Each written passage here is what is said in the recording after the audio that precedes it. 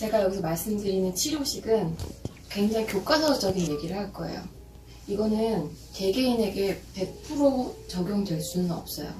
제가 말씀드렸듯이 사람이 가지고 있는 그 양이라는 게 있단 말이에요. 평소에 더 많이 먹던 사람이 치료식을 하면서 배가 고프면 이건 치료식이 아니에요. 양이 적은 사람이 치료식을 하면서 내가 너무 배가 부르고 속이 안 좋고 더부룩하다. 이걸 맞춰서 치료식을 진행할 수는 없어요. 그렇지만 우선 우리가 그건 있죠. 공부할 때 정석이라는 게 있어요. 복습하고 예습하고 반복하고. 근데 그 어떤 분들은 또 다르게 진행이 될 수도 있어요. 누군가는 한 번 보고 이걸 좀 묵히고 다시 보는 게 좋은 분들도 있고, 누군가는 쭉 진행하는 게 맞는 분들도 있어요. 그러나 공부의 기본이 비슷하듯이 우리가 식단 이 치료식의 기본은 굉장히 비슷해요. 여기서 나에게 많게 조절이 들어갈 거예요. 예를 들면 제가 여기서 유제품을 저녁 간식으로 먹으면 좋다라는 이야기를 해요. 그런데 유제품 드시면 설사하시는 분들 계세요. 그런 분들한테 당연히 맞지 않겠죠. 그래서 제가 기본적인 큰 틀에 대해서는 말씀을 드릴 거고, 우리 긍정이님은 잘 알고 계실 것 같아요. 특히 이런 치료식을 진행을 해본 적이 있으시기 때문에. 그리고 주주님은 여기서 좀 더 한번 정리가 돼서 가져가셨으면 좋겠어요. 자, 기본적으로는 2100에서 2800을 먹으라고 해요. 자, 주주님 보기에 너무 많죠? 세상에 2800이라니. 자, 이 칼로리는 만약에 키가 145짜리 친구도 있고요, 170 친구도 있고, 175 친구도 있어요. 그들에게 똑같은 칼로리를 먹으라고 할 수는 없어요. 그건 당연한 거예요. 내 키가 있고 골격 있고 체형이 있어요. 이거는 본인에 따라서 당연히 달라져야 돼요. 무조건 이거를 그대로 적용할 수는 없다는 거 계속 말씀드릴게요. 그렇지만 모두에게 적용했으면 하는 거는 저는 이거예요. 시간. 아까 우리 진행하신 선생님께서 알람을 맞춰놓고 해봤더니 도움이 많이 되었다라고 이제 얘기를 하셨어요. 시간은 꼭 일정해야 돼요. 제가 항상 좋지 않게 보는 건 연식이에요.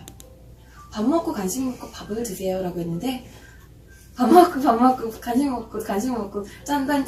자, 이거는 어떤 치료식의 그 틀을 가장한 그냥 다른 부류의 섭식장일 수 있어요.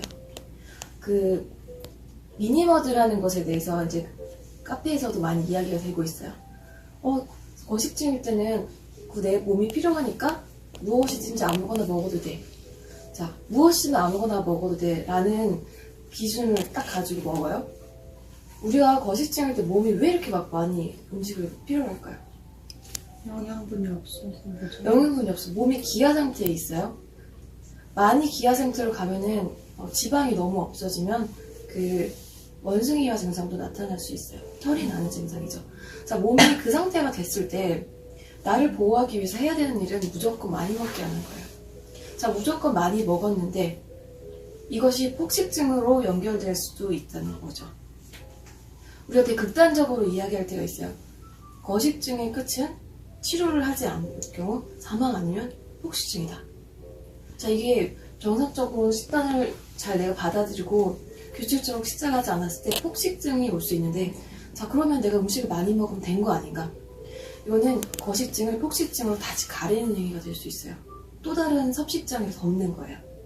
자, 그러면 그러다가 그럼 나는 굶어버리자 하고 그냥 절식을 해요.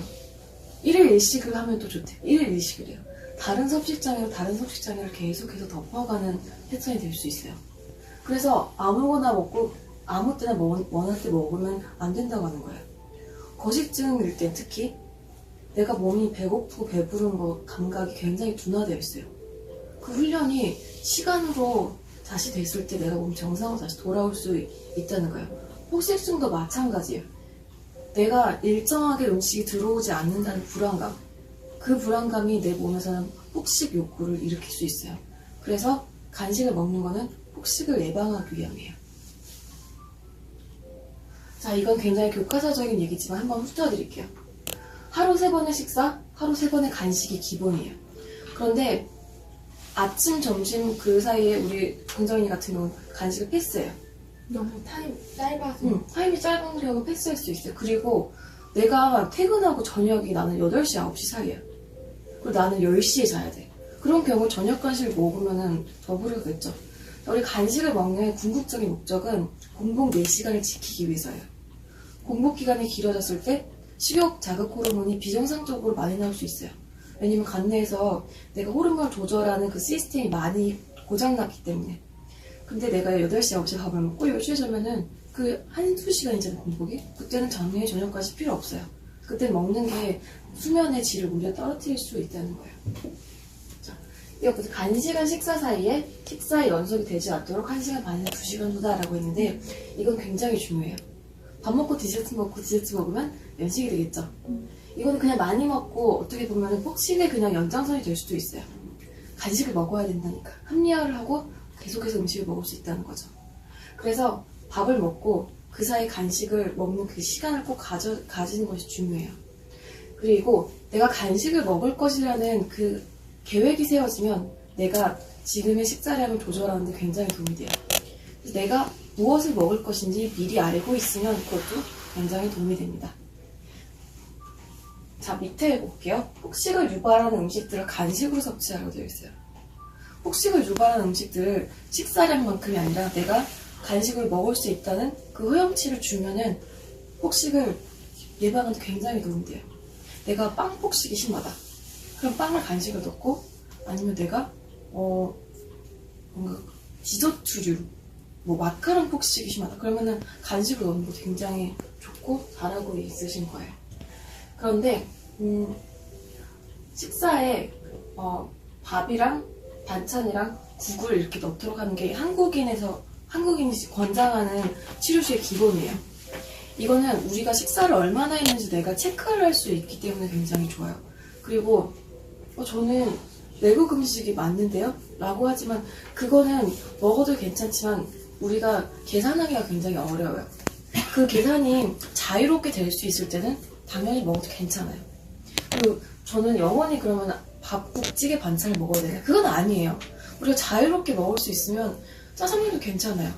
그리고 당연히 친구랑 만나서 맥주 한 잔, 삶의 즐거움을 위해서 당연히 그것도 괜찮아요. 그런데 그것이 폭식으로 이어지거나 이것으로 인한 죄책감 때문에 다음날 절식을 한다던가 그것이 우리가 되지 않는 선에서는 자유롭게 음식을 먹어도 괜찮아요. 이 치료식의 궁극적인 목적은 우리가 음식에 대해서 구애받지 않고 음식에 대해서 무서워하지 않고 내가 먹고 싶을 때 먹고 즐기고 싶을 때 즐기고 그 다음날 기분이 좋아야 되는 거예요. 이게 목적이지 강박적으로 치료식을 하는 것이 목적은 아니에요. 이것은 우리의 수단이에요. 특히 내가 가지고 있는 그런 강박적 음식, 지방 음식, 튀김 음식 이런 게 되게 어려워. 이럴 때는 반찬으로 조금 넣는 것이 내가 어떤 허용치를 줄 수 있는 도움이 되는데 제가 밥을 한 공기 먹으라고 했는데 밥을 한 공기를 잘 못 드시는 분들이 계세요. 자, 밥을 한 공기 못 드시는 분들이 이런 얘기를 합니다. 한 공기 가득이라는 것이 제 밥그릇은 많이 들어가요 라고 얘기해요. 자, 여기서 그렇게 소리가 볼게요. 그리고 나는 국그릇에 먹은 것이다 라고 해요.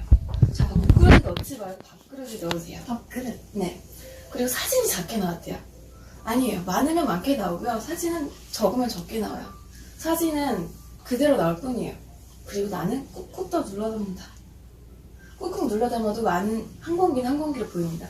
이것은요, 내가 한 공기에 대한 두려움을 아직도 극복하지 못했기 때문에 부담이 되는 거예요. 그래서 내가 이런저런 이야기를 하는 거예요. 자, 이렇게 보이는 것이 우리가 치료식의 기본이에요. 밥, 국, 그리고 반찬들인데 여기서 단백질 반찬 그리고 야채 반찬을 골고루 섭취하는 거는 우선 내 몸이 영양소가 골고루 들어가야 되기 때문이에요. 떡볶이만 먹으면 안 되나요? 떡볶이를 좋아하니까 난 떡볶이로 2000칼로리 채울게요. 그건 안 된다는 거예요. 그 균형이 불균형해지고 만약 떡볶이가 먹고 싶고 내가 라면이 먹고 싶으면 라면 반죽은 국에 그리고 떡볶이는 반찬을 넣기를 권장드려요. 그리고 단백질은 꼭 넣어야 돼요. 그리고 중요한 건 우리가 건강하게 살을 찌기 위해서 탄수화물이 굉장히 중요한데 그 다이어트 하는 데서는 단백질을 많이 먹으라 그래요. 그런데 단백질은 탄수화물 섭취되지 않은 상황에서 섭취됐을 때 나의 근육으로 가지 않아요. 탄수화물은 단백질을 지켜주는 문직이에요. 그래서 탄수화물을 꼭 섭취해 주어야지 우리가 단백질을 먹은 것이 근육으로 잘 붙일 수가 있어요. 내가 체중을 고루고루 찌우고 싶어요. 고루고루 찌우고 싶어라고 하시는 분들은 꼭 탄수화물로 찌우셔야 돼요. 탄수화물. 설탕만 막 그 단만 먹는다던가 아니면 치킨만 먹으면 이게 건강하지 않게 살이 찔 수 있어요. 꼭 단백질로 아니 탄수화물로 막 살을 찌워야 되고 단백질은 거기다 추가적으로 먹어야 돼요. 고기가 부담돼. 고기는 항상 칼로리 갖고 있어요. 닭가슴살도 칼로리 갖고 있고요. 두부도 칼로리 갖고 있어요. 그게 되게 저칼로리라고 가끔 생각하시는 분들이 있더라고요. 그리고 두부 칼로리 보고 되게 놀래요. 헉, 생각보다 칼로리 되게 높네요. 단백질인데?